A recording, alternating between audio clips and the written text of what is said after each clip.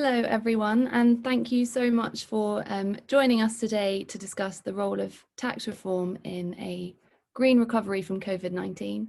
I'm Hannah Dillon, I'm head of the Zero Carbon campaign, and we're really pleased to be hosting this event today, supported by Green Alliance. I'm just going to give some quick background on our campaign for those who aren't familiar with it, and then set a bit of context for our discussion before we head into the panel. So, the Zero Carbon campaign was launched in July 2019, following the announcement of the government's 2050 net zero target.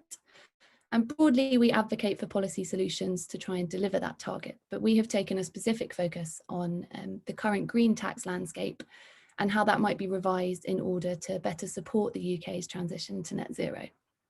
And about 7 months ago now, we formed a commission to look into this question. And I'm really pleased to announce that today their final report has been published, titled How Carbon Pricing Can Help Britain Achieve Net Zero by 2050. And I believe we've just popped a link to that in the chat for those of you who haven't managed to digest it yet. But don't worry, we will of course be discussing some of those recommendations today.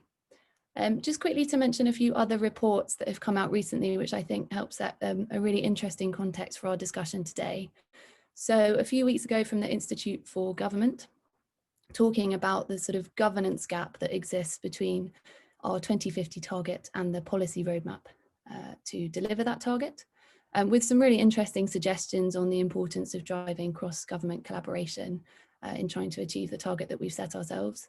But also from the Citizens Climate Assembly, I'm sure you've all seen by now, but I just wanted to reiterate that it's really kind of encouraging that there is very much appetite amongst the general public beyond the circles that we might usually expect to address the climate crisis and play a role in doing that.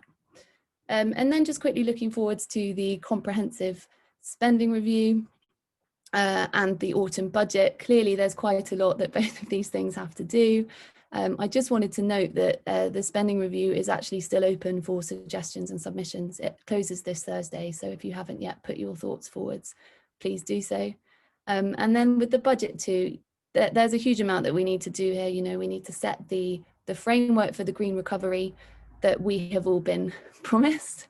And I think some interesting news today coming out of UK Labour regarding an announcement that around the need to kind of match every line item of the budget to the net zero target. In terms of green taxation, we know that some indicative rates are going to be set for what will become the future of UK carbon pricing in January on leaving the European Union. We don't yet know what route we're going to go down, but I'm sure we'll get into that discussion too. And finally, it's been said before, but always worth reiterating, the opportunity of COP and the opportunity to make some big announcements before next year regarding the UK's domestic commitments. It is becoming increasingly clear that the strength of our leadership and the success of the COP does rest a lot on our domestic policy making. So it'll be exciting to see what comes out in that regard. But that's enough from me for now. I'm going to hand over to Libby, who's moderating today, who's going to run through some housekeeping and then introduce my fellow panelists. Thank you very much for that introduction, Hannah, and congratulations on your report launch today. I'd encourage everyone who's on this webinar to go out and read that report just as soon as we're finished with this webinar. Listen to us first and then go over to that. Thank you also to Hannah for inviting Green Alliance to be part of this really important conversation. For those of you who don't know us, we are a charity and think tank that's focused on achieving ambitious leadership for the environment. My name's Libby Peake and I lead our work on resources. And as part of our work on resources and indeed on climate, we say that the tax system is playing an increasingly important role. And it's becoming increasingly near and dear to my heart, which is a sentiment I don't think I ever expected to express, but I am indeed feeling, just because it's becoming so obvious that the tax system and HMT more generally could and indeed should be playing a much more prominent role in encouraging, enabling and ensuring a just transition, a green recovery and a successful transition to a net zero economy. So we're very glad to be part of this overdue conversation and we'll be contributing to it through various means, including a new project that I'm leading called Transform Tax, which is generously funded by the Joseph Rowntree Charitable Trust and which is specifically looking at how the tax system can be used to help people make more sustainable choices and to make our consumption patterns more in line with a net zero trajectory and with a green and stable world. To add to the list of reports that Hannah just mentioned, we'll actually be putting out a report on Friday, which is looking at some of the changes that we believe should be made as part of a first step towards embedding social and environmental principles in the tax system. We'll be looking at some of the current perversities caused by UK VAT, the UK's tax on consumption. And we very much view this as a first step towards that green recovery. And so I'm delighted that I'm being joined today by such experts who can start looking at what needs to be done in the autumn budget, in the comprehensive spending review, and indeed in the net zero review to ensure that we do get a much more green tax system. So you've already met Hannah. She's the head of the Zero Carbon Campaign, and she'll be joined on the panel by Sam Fankhauser, who's director at Grantham Institute on Climate Change and the Environment at LSE, and who is not only a commissioner for the Zero Carbon Commission, but is also a member of our Transform Tax Advisory Board, so he's cornering the market a bit there. We're also joined by James Rofe, an assistant director in the Fiscal Affairs Department at the IMF. He's recently taken on the new role of Climate Change Policy Coordinator, and so we're looking forward to hearing more about that. And finally, we're joined by Professor Nick Pidgeon, who is the director of the Understanding Risk Research Group within the School of Psychology at Cardiff University, which is to say that he is an expert in public engagement with environmental risk and energy technologies and infrastructures, and he will be shedding light on how we can ensure that we get people on board with the changes that we want and need to see to the tax system. Now, before I hand it over to the panel to get their thoughts on implementing the green tax reform in the UK, a few bits of housekeeping for me. First of all, we'll be tweeting throughout the event using the hashtag #GreeningTax. So if you're on Twitter, do please feel free to get involved in that conversation. There are also a few ways to get involved in the conversation on this call. We have the chat open, and that's where you can talk amongst yourselves and react to things that the speakers are saying. Don't use that if you have any specific questions that you want the panel to actually answer though. If you've got those, please do put those in the Q&A. And also feel free to upvote those so that we can know which are the most popular questions. That's going to be enormously helpful to Izzy Goldstein from the Zero Carbon Campaign, who's joining us on the call, and we'll be looking through the questions to get those answered in the second half of the panel discussion. Both those as well as the ones that were sent in advance. So for those audience members who sent some questions in advance, thank you very much for engaging already. And so as we've got quite a lot to get through in the next 50-odd minutes, without further ado, I'm going to hand over to the panel, each provide a quick 3-minute introduction outlining their main thoughts on what needs to be done to green the tax system. So first up, Sam, over to you. Good afternoon, everybody, and thanks for being here in such a great number. What I'm going to do in my 3 minutes is to give you a bit of a flavor of the Zero C report that Hannah has mentioned, and a bit of the motivation behind it. The starting point, I guess, is that there's a fair amount of consensus that getting the price right, getting the carbon price right, this is a key part of what we have to do to reach net zero. I guess there's a fair amount of consensus also that this is not the only thing we have to do, but it's an important thing that we have to do. There's probably also consensus in thinking that the carbon pricing landscape that we currently have isn't really as optimal and as effective as it could be. So that was the starting point. To give you a flavor of what the report says, let me sort of give you 5 of the sort of motivations, or 5 of the guiding principles. I don't know whether you can do 5 things in 3 minutes, but let me try. The first sort of principle is that we need a higher price point than we currently have. We debated and we looked around what that higher price point should be, and we came to the conclusion that something in the order of perhaps 75 pounds per ton of carbon by 2030, so 10 years from now, would be Paris aligned. That would be the sort of carbon price that would get us to net zero by 2050.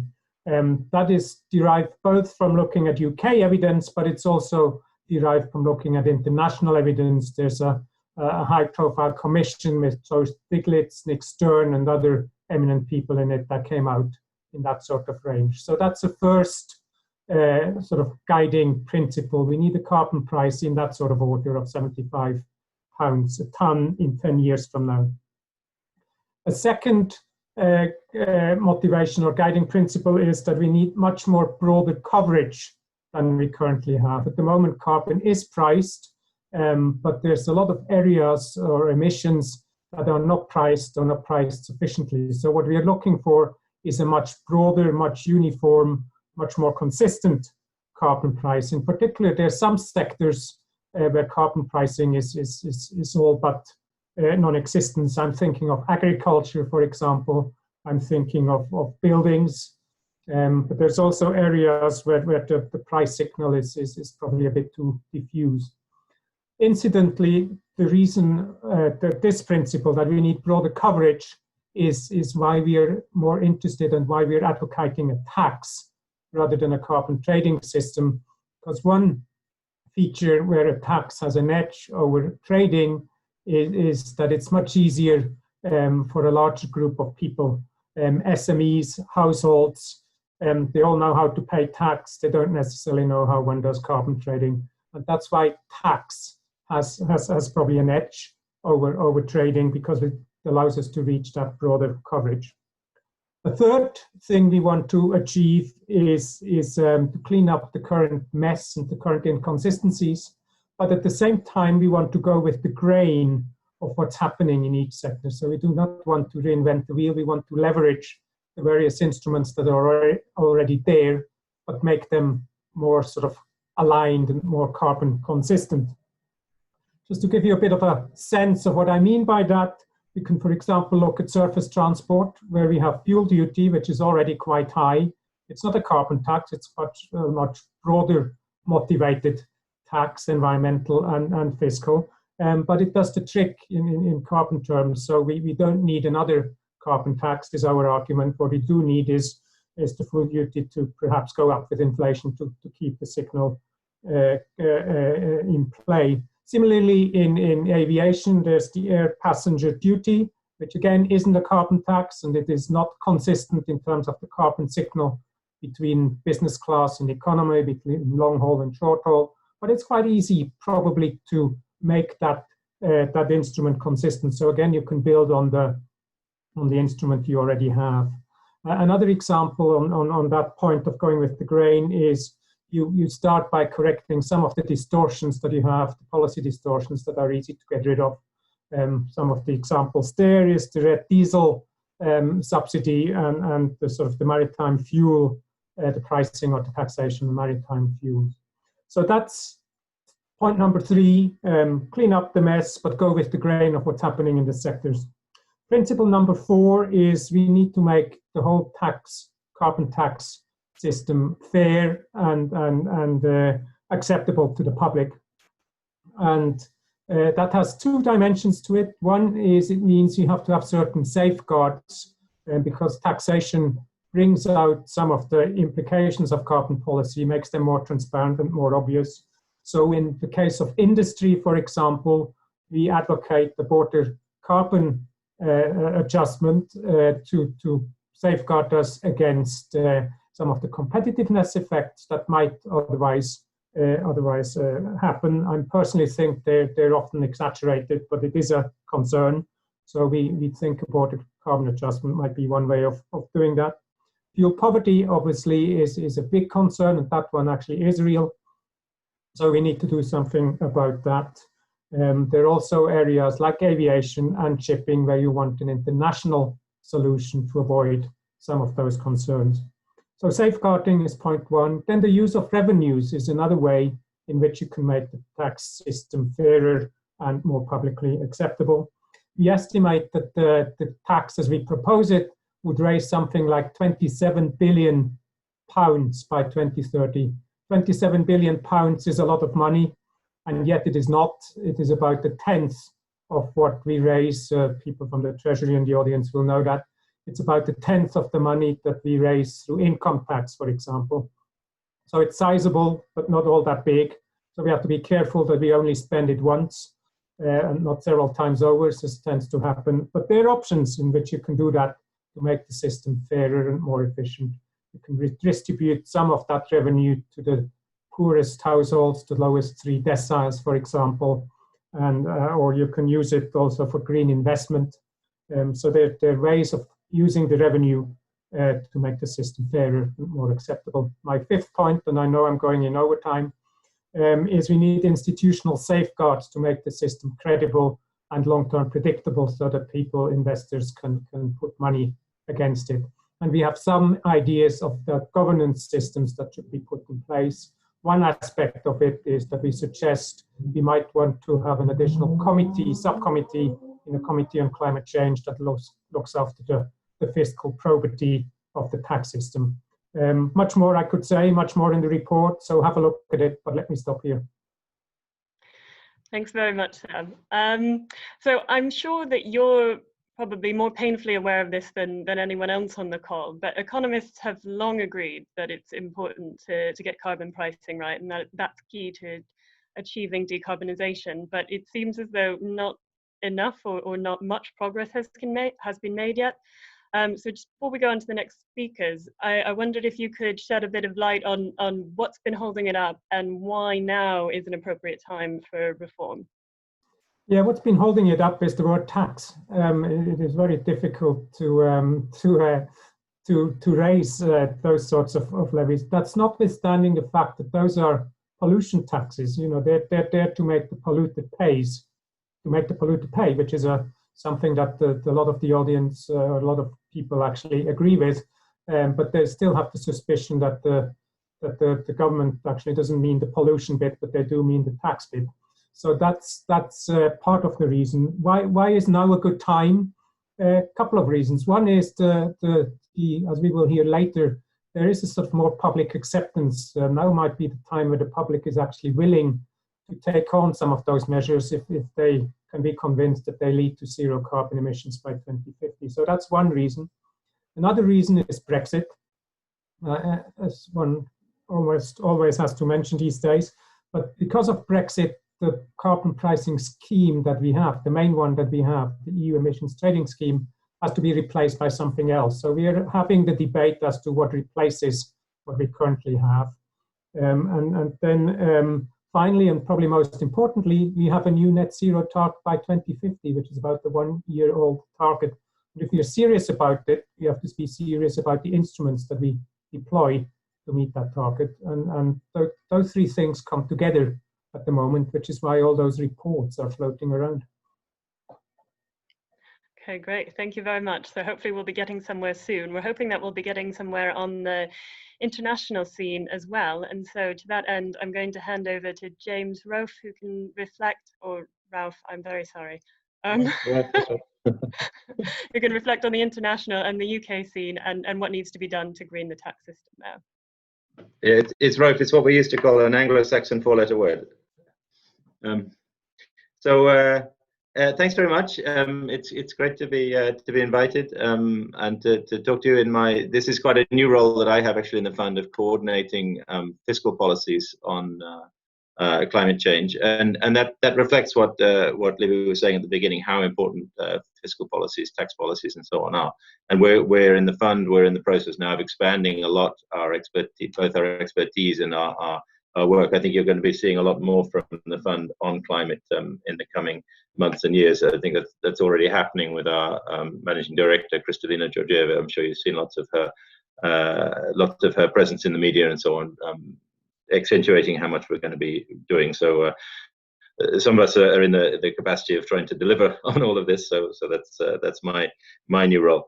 So I want to say that we really like the report. It's completely in line, I would say, with the way that we in the fund are thinking. So I mean, there's very little for me to say in criticism of it. There's far more we have in common than any differences. But I'll just go through a few of the priorities that we see coming from the tax area on climate mitigation. And this draws also on a couple of if I can add yet more papers and projects to the list of people that's coming out at the moment. But we have our own paper coming out on the UK recommendations for the UK. That's sort of in the context of our ongoing Article 4 discussions, but there'll be a working paper coming out in coming weeks, I think, giving recommendations, which, you know, very much in common actually with what you have in your report, in this report, I would say. And the other one is a project we've been doing on the EU, where we did a couple of papers that were launched by the managing director last week, looking at EU policies, both across central EU policies and also sectoral policies, looking at power, industry, transport, buildings, agriculture, which really brings to the point, brings to the fore this point that I think we're all making, that carbon pricing should be at the center of the response, but you do need to look at all these sectoral policies as well to really make the carbon pricing fully effective. You need to have detailed sectoral policies to get over market failures, liquidity constraints, you name it, the particular situations in the network externalities, these kind of things, the particular situations in the sectors, and to really understand these sectors, to make an overall fiscal package that induces mitigation reduction. I'll just mention a couple of areas where maybe we would accentuate how we see it on the carbon price. Again, the central role of carbon pricing for the UK. I think we had a slightly lower estimate, actually £60 as a carbon price by 2050, but it's obviously within the range of uncertainty with the one in the zero carbon report. The other thing we'd mention a lot is the importance of thinking about how to use the revenues from carbon pricing. Economically, the most efficient is to use them to reduce other distorting taxes, such as labor taxes. In fact, according to our models and calculations we've been doing, we have another paper just came out from our research department. Is coming out shortly, actually, on modeling net zero for the whole world. And you can see that with that kind of use of revenues, there shouldn't be any real significant economic cost of using carbon pricing, which is a very important message, I think, to try to get across. The economic costs, can be extremely low. And some of course argue that they can be positive, but at the same time you do need to address distributional issues, and so allocating some to vulnerable regions, vulnerable households is important, and you can use some for investment as well. But we feel that altogether a package that uses these revenues carefully can be designed and can help the political acceptability of carbon pricing.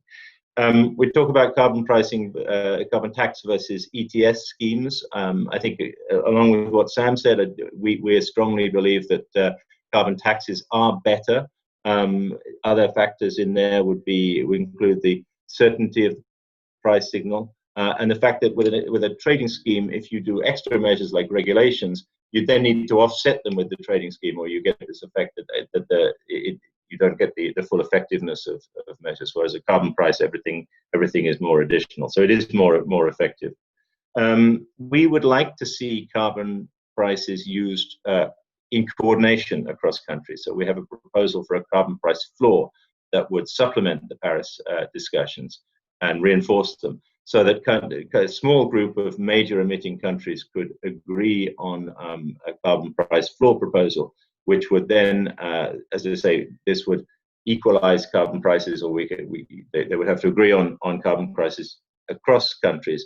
But that would greatly help, I think, also the acceptability of pricing, and would give a lot of more certainty, and a better locus of discussions for the COP26 agreements coming forward. So we're strongly in favor in that. This also relates to the idea of the border carbon adjustment that I think Sam mentioned.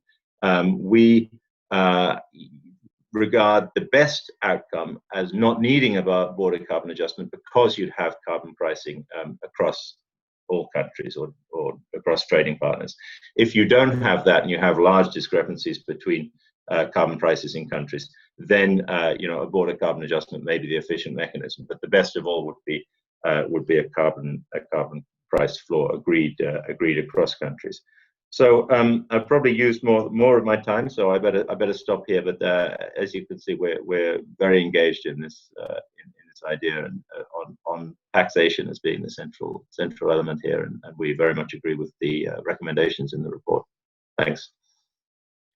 Thank you very much, James. That was quite comprehensive, and actually you preempted my question, so I'm going to ask a slightly different question to the one I was intending, which was going to be on carbon border adjustments and getting people to work together.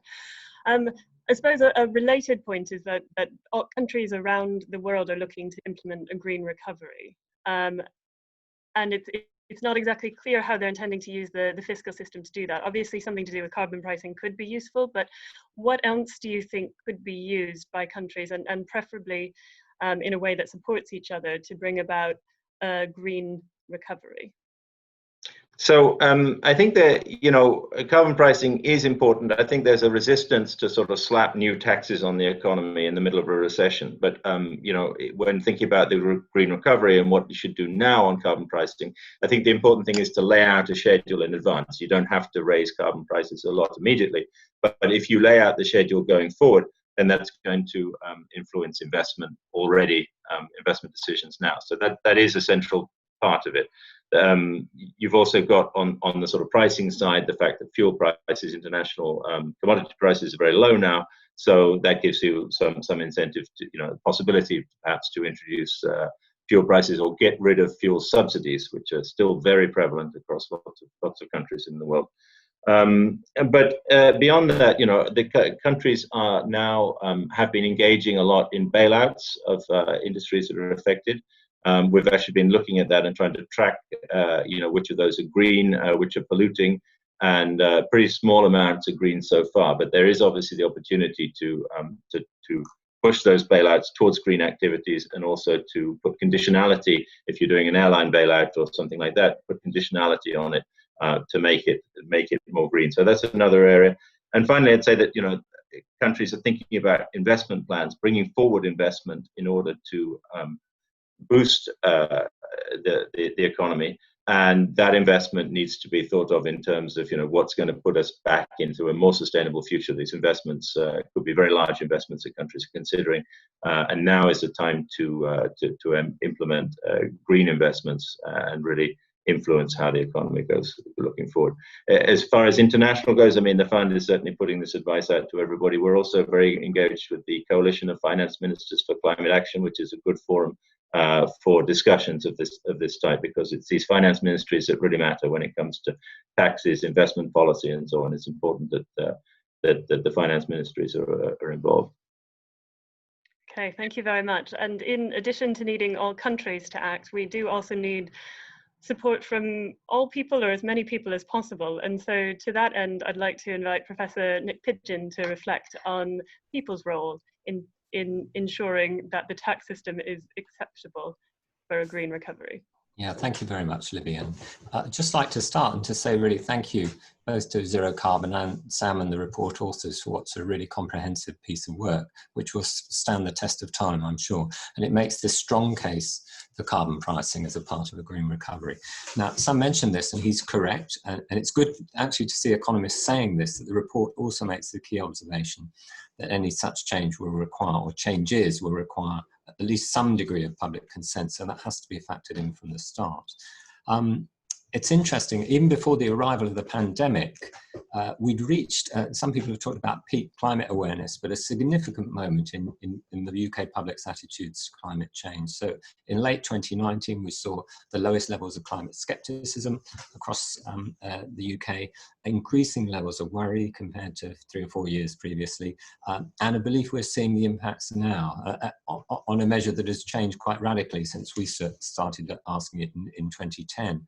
So people think climate change is very real, and rising concern for climate risks as well, which is interesting. Also, there have been various bits of polling, mostly unpublished, done during the pandemic. Some will obviously be in the public domain fairly shortly, but it seems there is a degree of good support, high support for some form of green recovery and prioritising climate change as well as the economy in the move out of the pandemic when we get there. So that's very, very positive. Also, if we think about energy system change, which is, this all bears on how we will produce, use, and deal with energy across society. Our own work at Cardiff a few years ago has shown there's a clear mandate for change towards a far more sustainable system in our overall use of energy and use of carbon. However, that doesn't mean anything goes. And what we also found was that public acceptability is always quite conditional upon the conditions placed upon a particular measure. And if transformation doesn't actually address the values that people want or aspire to for the future energy system, resistance is more likely. So yes, people want environmental protection, reduction in polluting fuels, and in reduction in society wasting materials and resources, but also they want affordability. They think security is important. They think technical improvement is important as well. And we'll come on, this has been mentioned already, equity and fairness is very important to the general public.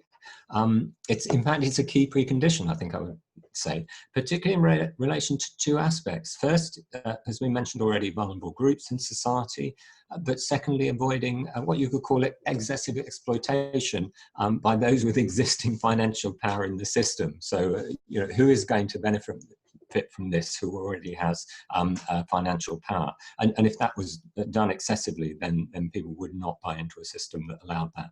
So the report makes excellent suggestions regarding vulnerable consumers. It's a bit less clear on that latter point. So maybe a question for Sam or the audience, you know, what regulatory safeguards should we be thinking about here?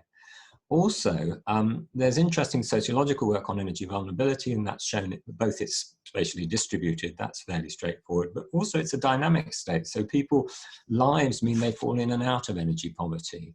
Think about the gig economy now and the impact of the pandemic. Lots of people were relatively secure in their jobs 6 months ago, and they are not now. And this is not their fault. This is external circumstance. So you fall into energy poverty. How do we deal with that in a changed tax regime? So all I'd like to do is say thank the authors for a really stimulating and provocative report, and I hope to generate some good commentary as we go along. Thank you. Thanks very much, Nick. We've had the Climate Assembly report mentioned already a few times, and I'd say that actually one of the most surprising things in that report to me was the sort of acceptance or appetite for some form of taxes to play a role in getting to net zero. Not least as I gave evidence to that assembly, and I did get heckled by someone when I mentioned the word tax, that they didn't want to hear tax, but that person really not amongst the 83% of people who voted in favour of some form of tax playing a role for producers and on goods in the role to getting net zero.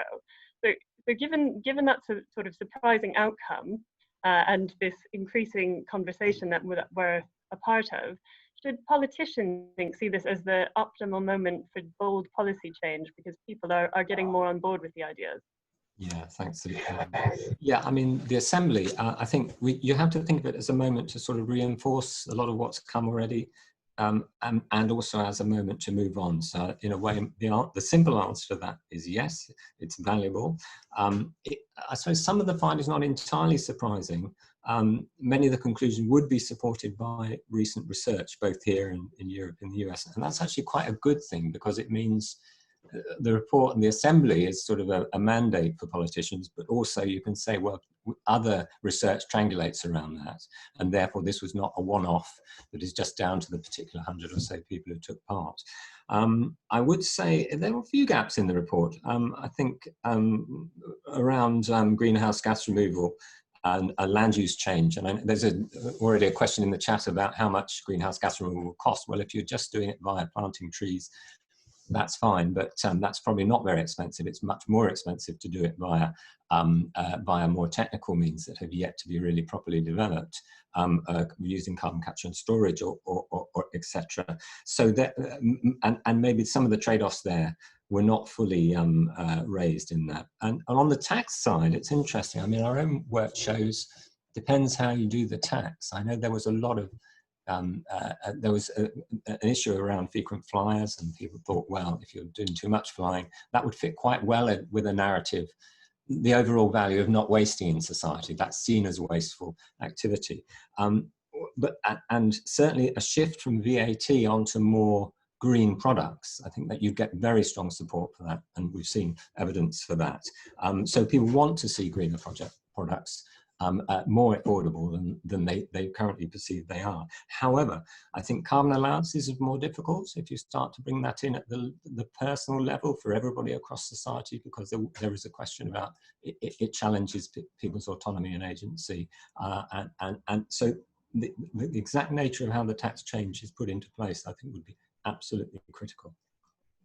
Okay, great. Thank you very much for that. And now, before we move on to questions, I'd like to invite Hannah back to the screen to reflect on what she thinks what the most important things that need to be done to green the tax system are. Hannah, over to you.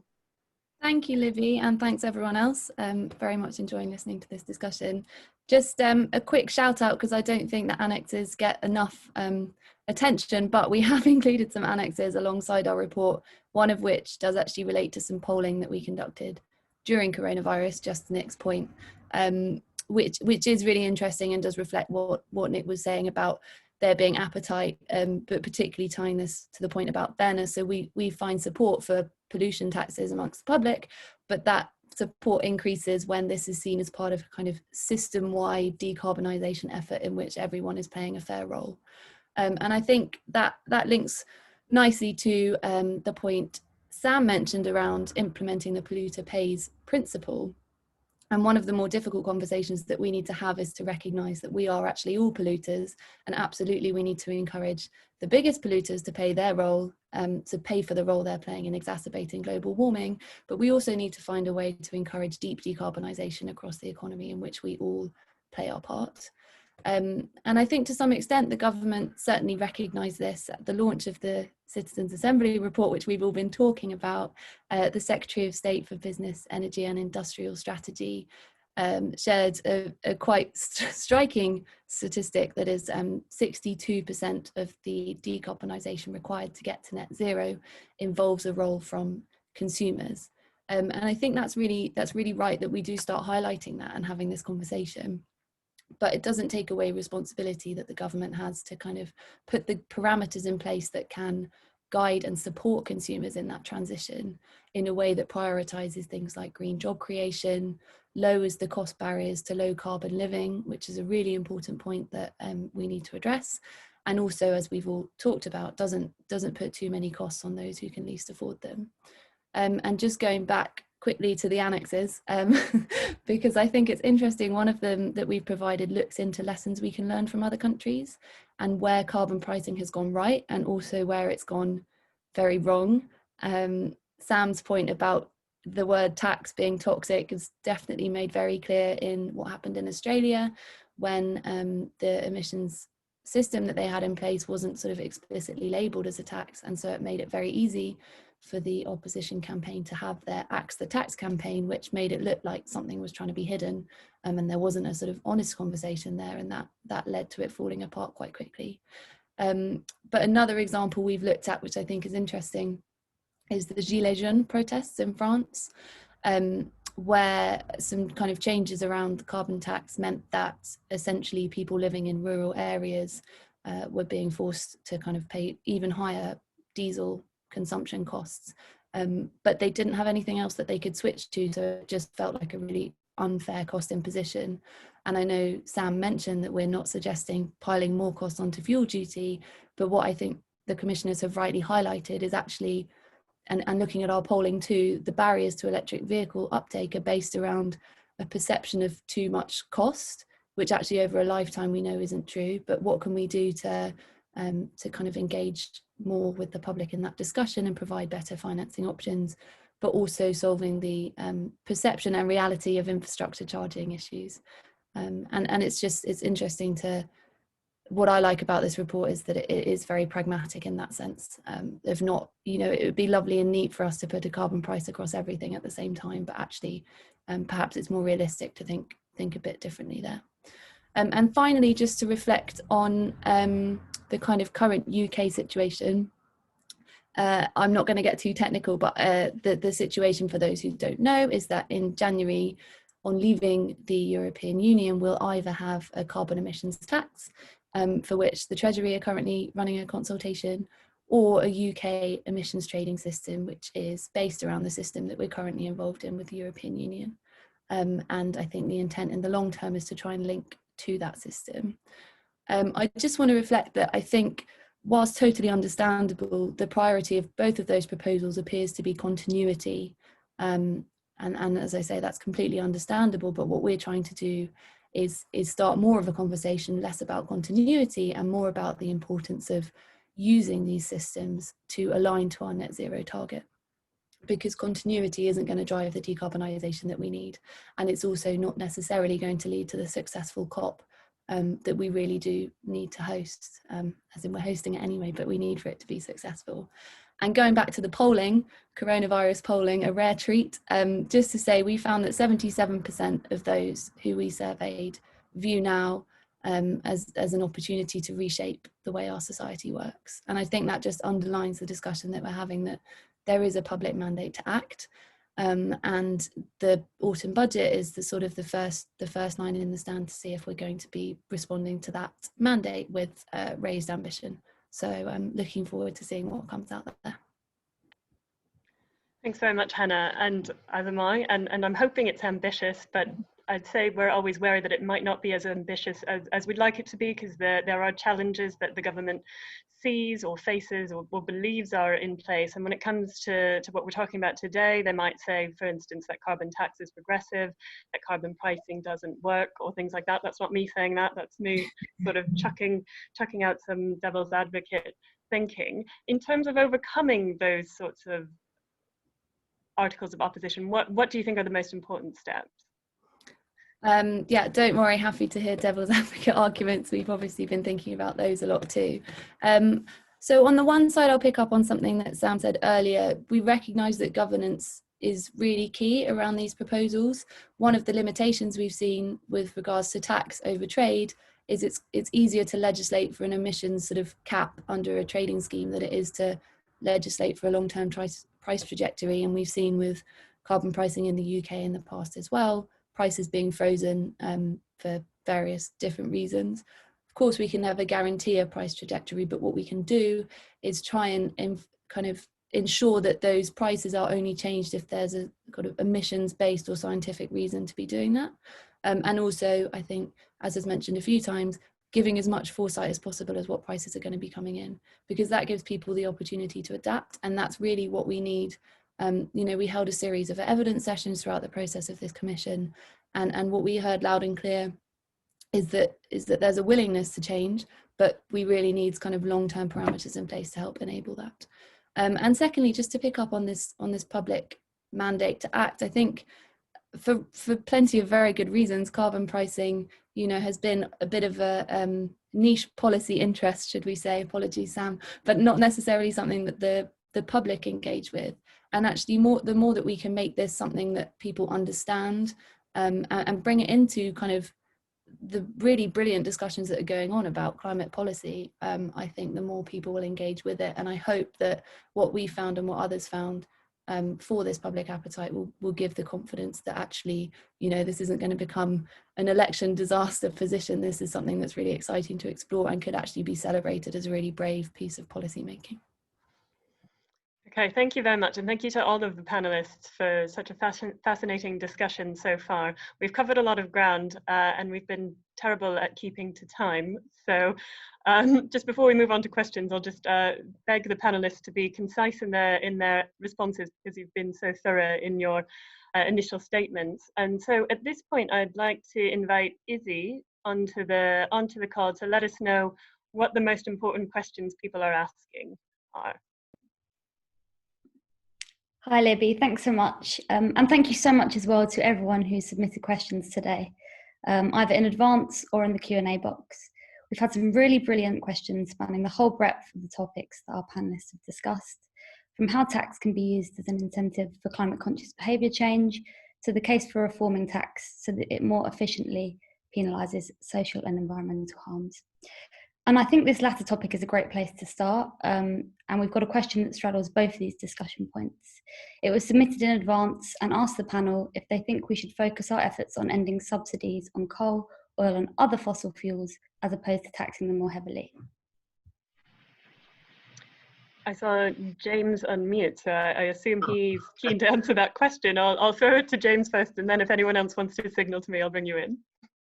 No, I mean, I'm happy to answer it. I mentioned already the need to reduce fuel subsidies, and I think it's the first step. You know, before you taxing positively, you've got to get rid of the negative taxes. So I think it's absolutely critical. But I think the two go hand in hand. But it's absolutely vital. This is something that you know, I think I'm not sure of the situation in the UK, but in a lot of countries around the world, huge subsidies still for coal and other highly polluting fuels. Certainly that is the case in the UK, not least with the reduced VAT on household gas and energy use in general, which misses out on billions of pounds for the Treasury, and also means that those who use more energy, so the wealthier people, do tend to pocket more of that subsidy. So that's something that we'd certainly like to see addressed, as I know Zero Carbon would as well. Did anyone else want to chip into that question? Hannah? Yeah, just quickly, if that's okay. I think whether you describe it as a subsidy or not, this idea of free emissions allowances is quite problematic, and it's very understandable that we have that in place for multiple reasons, maintaining economic competitiveness, ensuring that our emissions aren't kind of displaced into other countries. But I think it is really interesting to see the ambition coming out of the European Commission, where they're talking about if they can get an agreement around border carbon adjustments, they would take away the option for free allowances because they'd see the two together as a double benefit. And I think that's how we should look at it as well. So just to bring that into that conversation around subsidy, I'm not sure it's often explicitly linked enough. Okay, thank you. In the interest of covering as much ground as possible, I'm going to go back to Izzy and see what other burning questions people have. So this next question also focuses on how environmental tax can be designed to help drive the low carbon transition whilst remaining politically feasible. And it's come from Joel Morland in the chat, and he's asked how quickly and how high can carbon taxes go as a way to remove income taxes from the bulk of the population while enabling protection for the poorest. That's quite a big question. Let's pass it over to Sam, who's probably thought about this the most. James will have views on that as well. I mean, one initial observation is if a carbon tax that is successful obviously reduces emissions, so over time the tax base will erode.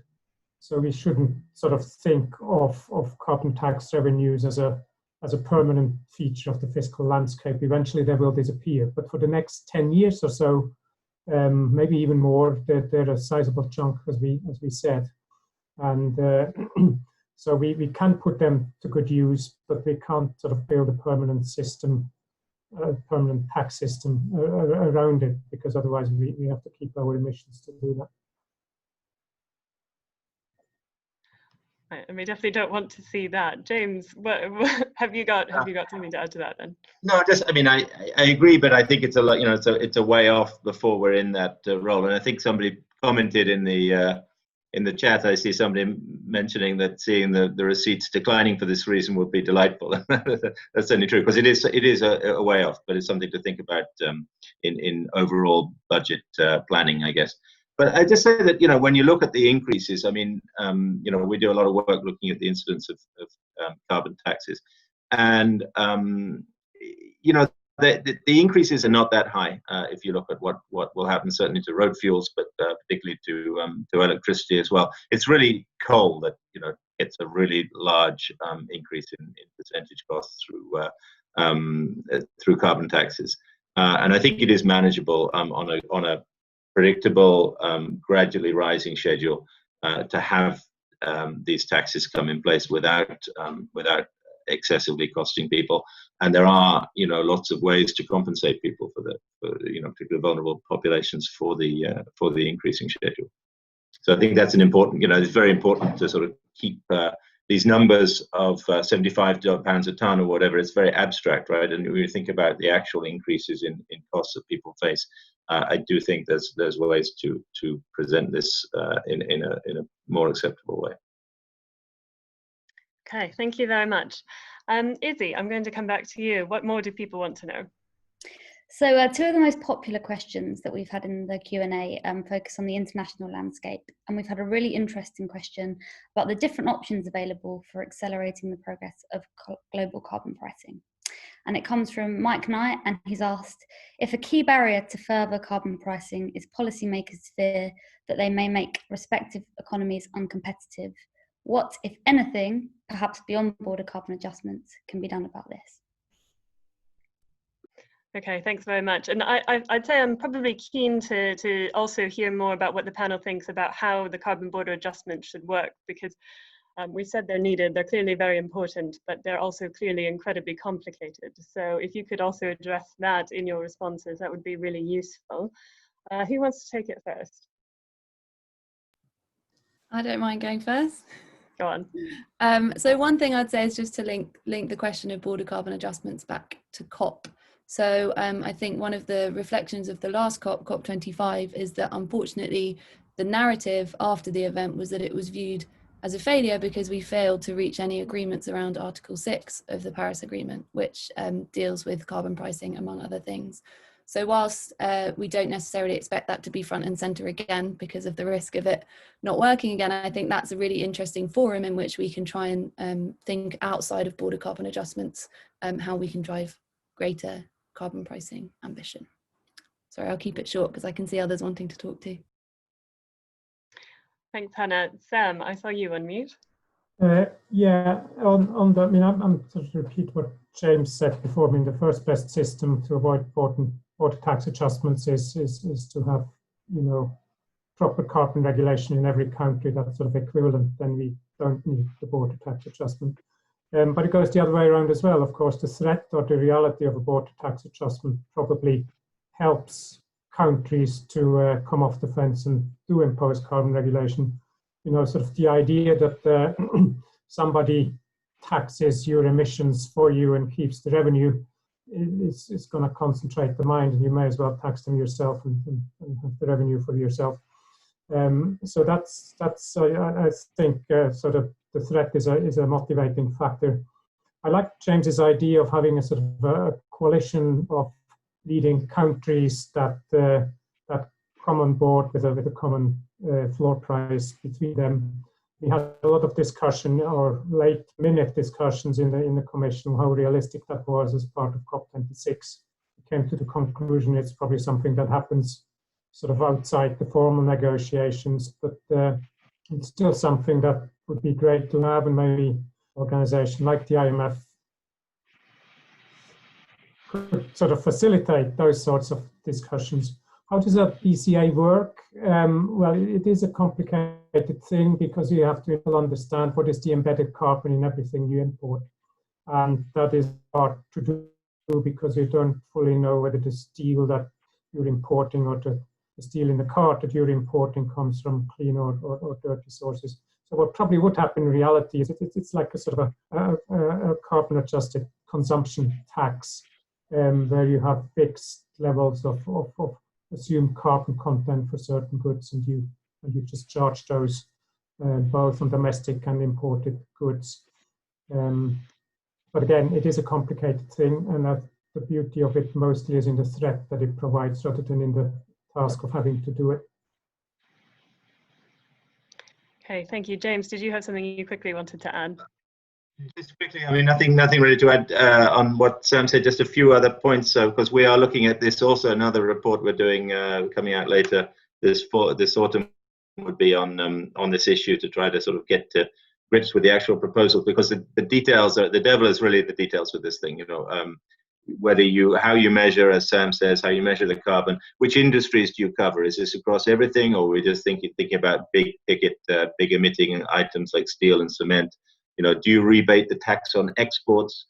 Do you have preferential rates for lower income countries? How do you make it compatible with WTO rules? You know, whether it's for part of an ETS or a tax, these are all very difficult implementation and design issues. So there's a long way to go to think about this thing still. Okay, thank you very much. There's a long way to go, a lot of work to do, and we need to do it quite quickly.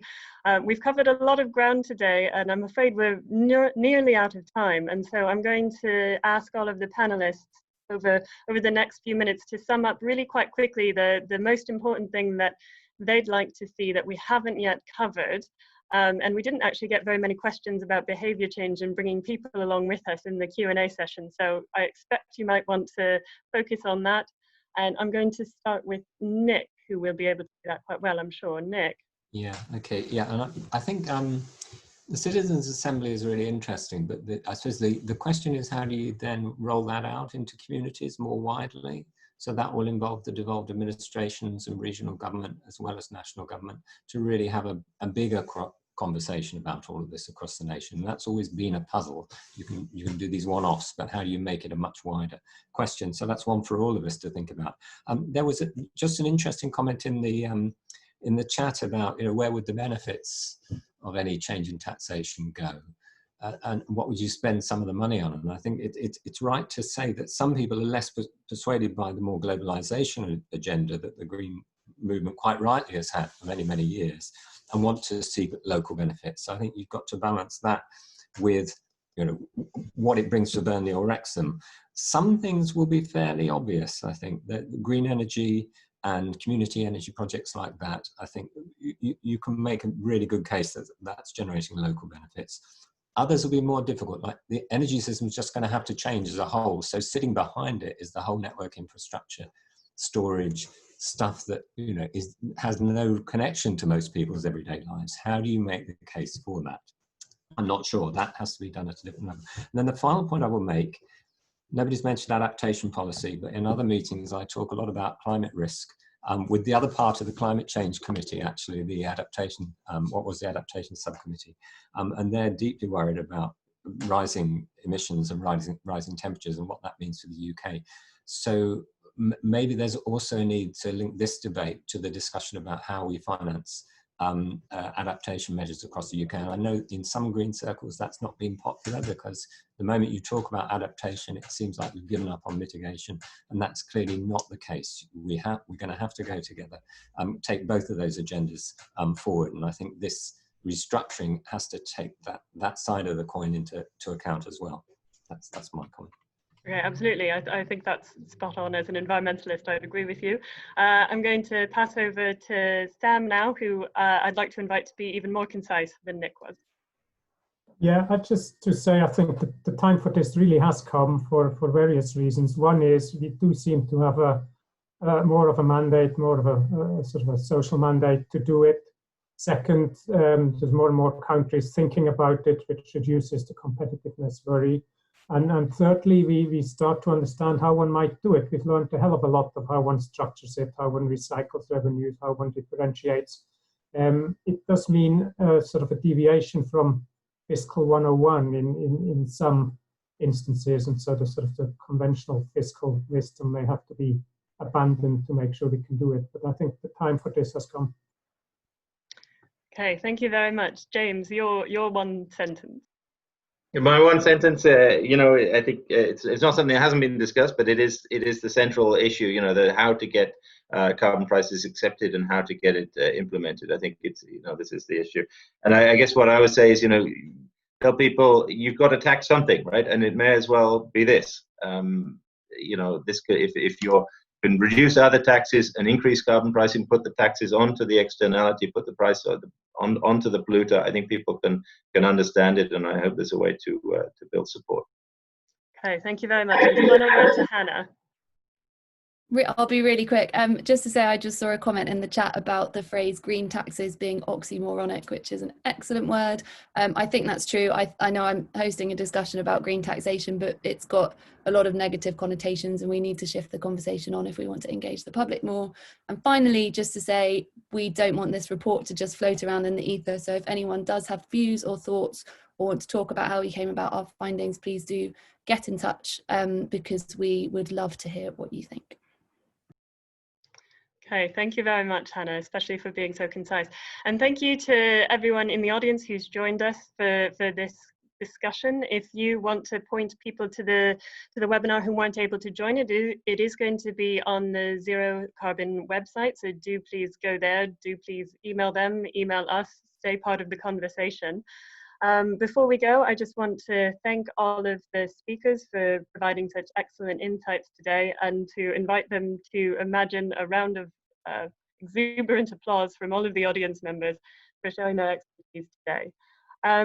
So that's all for us. Thank you very much, everyone. Goodbye.